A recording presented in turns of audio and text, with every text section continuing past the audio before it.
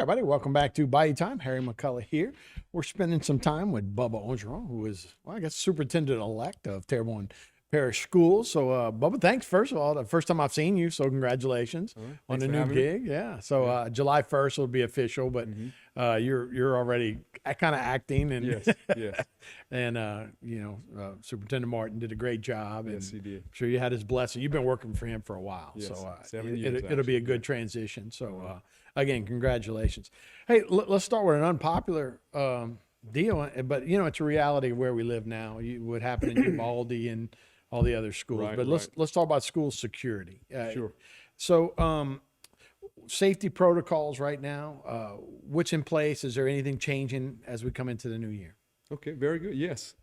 So, that's probably the most important thing, right? Sure. Of utmost importance is school safety, and we want to protect our kids at all costs. So we've been in deep conversations with the parish president, Sheriff Saunier, and Chief Coleman, and people from their staffs with us as well about how can we increase the number of school resource officers in our schools, and that's both public and private. We're looking to kind of get to the point that sooner or later that we have a resource officer in every school. That's the goal. So we're looking at a joint effort between all these agencies to kind of get that done. So the delay is going to be finding cops or police officers to actually be the resource officers in the school. So that's kind of what we're working on, is recruiting, and then they've got to go through training, and then we've got to work through the funding to kind of fund these positions. But we really think that would be a big step to kind of get our schools as safe as we can. Look, and I guess that would probably come as a surprise to some people. It's like we don't have Right. resource, but you right. said there's 8. We and have it's 8, yes. mostly at the high schools, junior highs, Right. and the alternative schools. That's right. But it just takes a couple of years to train a resource officer. That's so you might exactly have a right. deputy there, you not considered resource. Right. Or until then, what the sheriff is wanting to do, which is a great idea, have one or multiple police officers that are kind of floating, so to speak. So they'll float between schools that are fairly close in proximity, and they can respond very quickly if needed. So that's how we'll kind of fill the gaps until we can get one in every school. They'll be on the east side and west side, Sure. floating deputies that can kind of And serve again, you multiple use schools. HPD, Home of Police, along with right. the sheriff's Yes. department, Yes. and go like there. Yes. What about the structures themselves? My wife was a school teacher for many years, and she'd forget something, I'd bring it and just walk down. Yeah, and hand it to her, right. and that was Those days are gone. They That's are. right. So That's right. so is that part of the thing where you have a single? It is. For almost every building now has a single way to get in. That's right. We've invested in that prior to anything happening, recently anyway. So all of our schools have single point entry with a buzz in. So we have a camera, and then the receptionist sees who it is, and we have conversation through the camera system, and then they'll buzz them in, and they'll come into that lobby. And we've also spent a lot of resources making sure that all the perimeter doors have the proper locking mechanism so that they're automatically locked when they're closed. And the key thing, though, Harry, is really everybody being on the same page and never leaving a door, slightly Ajar, open right. to kind of go run to the car or whatever you might want to do, or let in the husband to come bring the lunch or whatever. Right. That's so hard, and that's so random. Yes. If you have something that is so random. I know everybody's looking at the videotape of what we just saw, and there was one door that might have been propped open. One propped open door, yes. But I mean, if there's something going on, the teacher's looking outside, or if you're Right. cleaning up, right? Teachers. They have a lot of stuff that they have to bring out to their cars and Yes, for the right. summer, right? They were in the last couple of days, so they might have been unpacking So stuff. that might have happens. left it It out so they can happens, walk right. out to their car Right, to unpack right. stuff. So And in our meetings, last couple of days, like yesterday and last week, the sheriff's saying that safety is not convenient. Right. We kind of want the most convenient thing, just to kind of, but you'll have to come through the single point in the front and come back, in that way as well. So it's a mindset. Safety is a mindset, and everybody's got to be on the same page inside a school. Wow. So I know some people float around of training for the teachers. Is that something we want to get into? Where I'm talking about weapons training for teachers. we're not ready for that. We're Right. not ready for that. No, I agree. I mean, I'm not I going don't to take like a putting that on stand on it teachers, just right? yet. Yeah. It's common. It's happening more often in some school districts. Somebody sent me an article today, as a matter of Right. fact, with that. In some schools, what it is, it might be just one person. It may be the principal or Right. whoever's really, confident that they can handle themselves in that situation. We're not at that point. We're not even really discussing that at Right.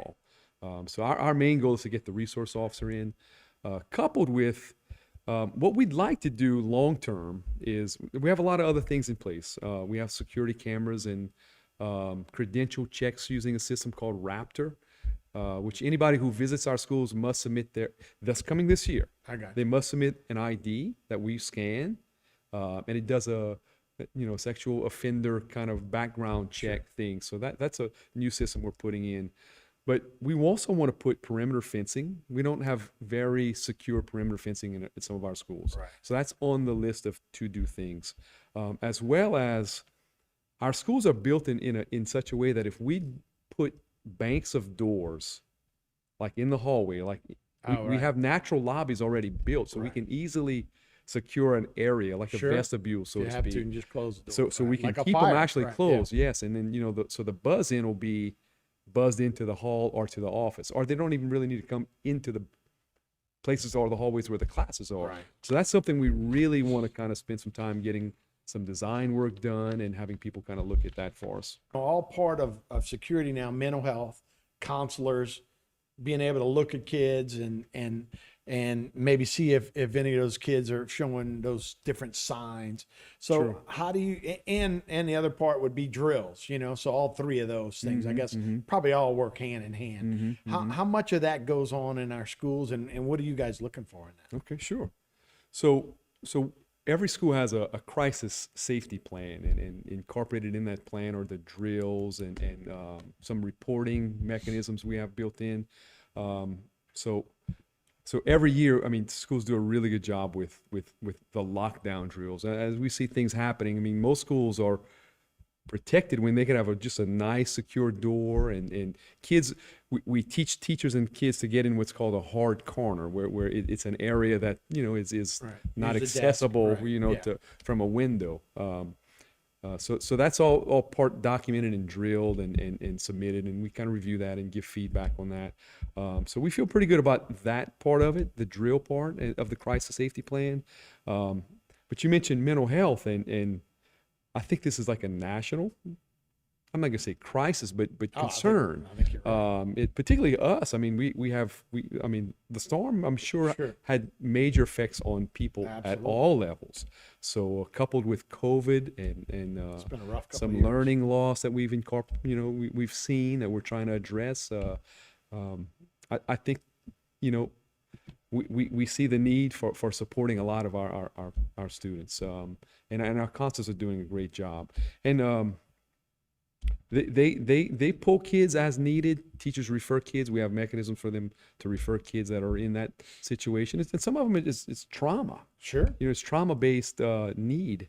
So our counselors, and we have social workers that come on board, and school psychologists that really work hand in hand with the school administration in addressing a lot of the mental health needs of our kids. So Yeah. it's very common Well, to have this whole team approach on situations. No, I think you're right. And like I said, I told you, my wife was a teacher. I know your Right, wife's a right. teacher too. And they are a lot of times on the first line, they can Yes, see a lot they of can things that are see it. going on That's and, right. and know something's happening and get them to a guidance counselor and that Mm-hmm, kind of stuff.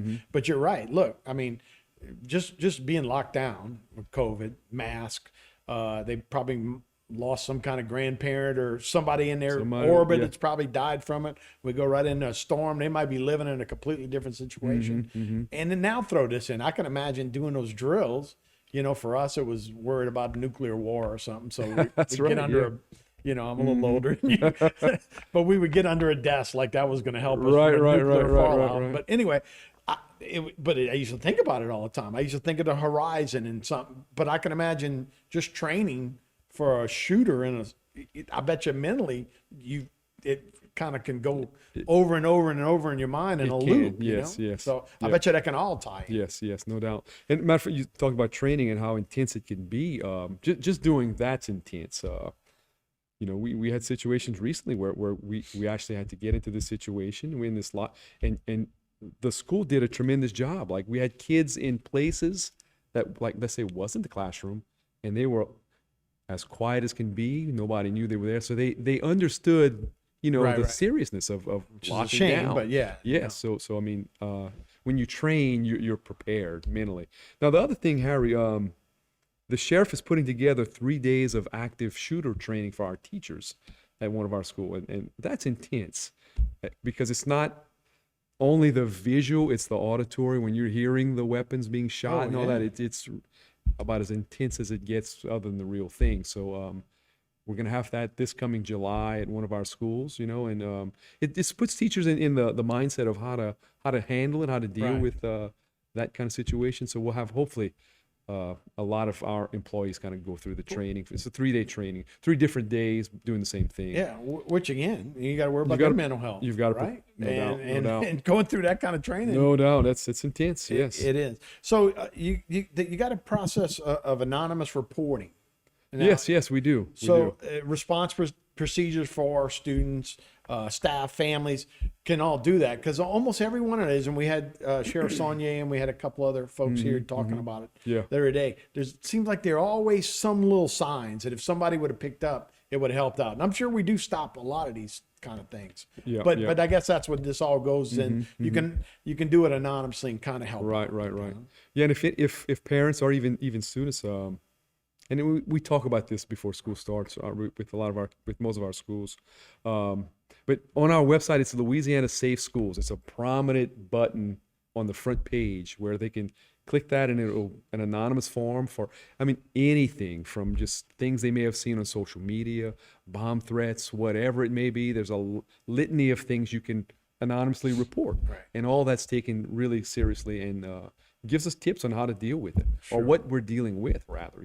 So that's kind of, it's hand in hand with the bullying reporting form. We have a Right. bullying reporting form that's anonymous as well, that they can kind of give tips and information, and all that must be, it's not like an option. If we investigate it, we have to investigate it. Right. Which is the prudent thing to do, is investigate that. Let's talk about schools. Yeah. It's been a rough 3 years, right? But I mean, you were trained as an educator. And I guess before we can do schools, you got to use your contractor side, right? Talking to other superintendents, you got FEMA who's involved, and then make sure you get reimbursed, because that would kill y'all budget if you didn't rebuild these schools and do it through FEMA. No doubt. So you're not an educator just yet, but now you're a contractor. And update me on those schools, Ellender and South Terrebonne, I guess, are the Yeah, big ones yeah, that yeah. right now rebuilt. Right. Okay, sure. So we made that announcement this past week at a school board meeting, that both of those schools, Ellender and South Terrebonne, will be repair jobs. That's been the question. Will we Right. tear it down and rebuild it, or can we repair it? And a lot of that is dependent upon FEMA formulas and what they'll fund. And we got to the point, after all the assessments of the damages, it was extensive, Right. Ellender in particular, that they're going to both be repair jobs. Not 99.5% that Ellender will be a repair. South Terrebonne, 100% repair. I'm leaving a 0.5. Right. Do they have to wiggle room. raise them? I know No, you no. got to meet standards. and all, right? Actually, they're both in a proper flood zone that they wouldn't need to be raised. Believe it or not, like if you go further down the bayou, like Sure. Upper Little Caillou and those schools, they'll have to come up to Right. an Right. elevation that they're not currently at. So we're going to start a lot of work on those two schools as soon as possible. The temporary campuses are ready, and I say as soon as possible. I mean, like, we've issued notices to proceed on roofing and flooring abatement. So all those tiles have to come up, and Right. most of it has asbestos in the glue or something like that, right? So we've got to abate that, and that's all going to get done. We have 8 schools this summer that are getting floor tiles abated. We're trying to, and like it's happening right now. Those while kids will be are on out. those campuses though next year, or will they still? Well, they'll commute? be on campus in the temporary buildings. Right, at but they Ellender. won't be at Bourgeois and Terrebonne. No, exactly. The platooning is over. Right. Yeah. So that and look, we applaud those schools for doing that. Sure. All 4 of them. Oh, yeah. Even Bourgeois and Terrebonne. Right. They may have had a little bit better deal, but it was inconvenient. Sure. Sharing everything from classrooms to locker rooms to gyms, all that stuff. Right. So it was rough on everybody. But they'll be on their own spaces on regular schedule. We'll be back like normal bell schedules. And I've said it multiple times, but the temporary campuses are gonna be nice. Yeah. Got everything we need for science classes, band class. The only thing we don't have are gyms. Right. So that's gonna be an issue. We'll have to figure out how to do physical education activities. Right. Which we can use the track and the green spaces Sure. we'll have, but we won't have a gym. I'll be outside Yeah, runners this year yeah, instead of exactly. basketball So players. that's an adaptation we'll have to make.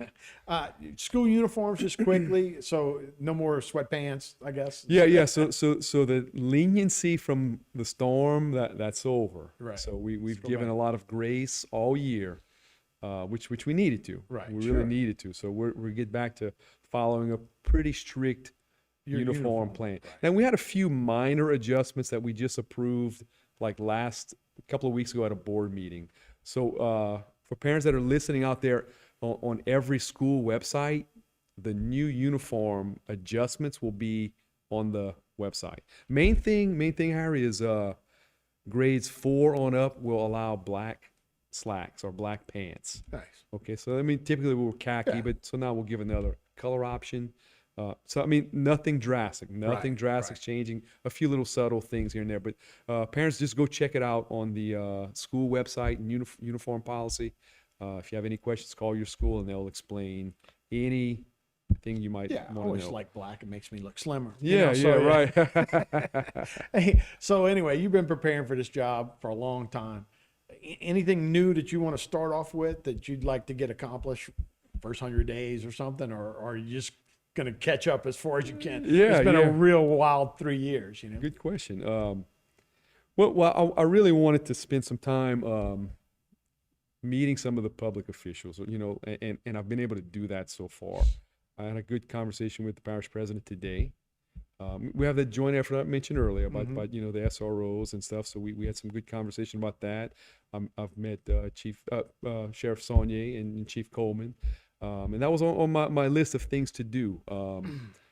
So those are just a few things, and we have a few projects that we want to get done. We're looking at. We have a facility master plan that's the board had put together prior to COVID, and it involved some potential school consolidations and things like that in the plan.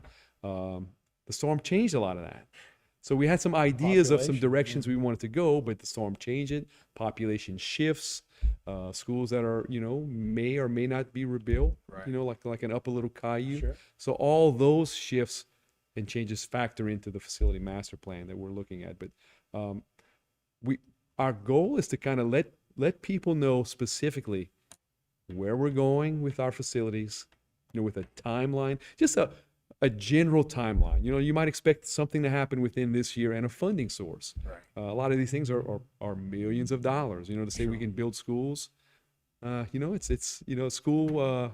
A high school is Right. a $50-60 million yeah. project, Right. and we don't necessarily have that kind of money sitting around. So, all these things are going to take some time, but we'd like the public to know where we're headed, in a specific, timeline with some of the projects. Yeah. So that's coming. It's coming. Okay. We'll get that out soon. We'll be watching. Hopefully, Yes. you don't have to deal with. Jared's had 3 years, right? Jared Martin. Yeah, and right, LaFouche. right. Since he took about 2 days before COVID started. So Yes. better luck for you. You're catching and coming out. Yeah, So. that's right. All right. Well, thank you so much. All Bubba. right. All right. We'll be back with more Bite Time right after this.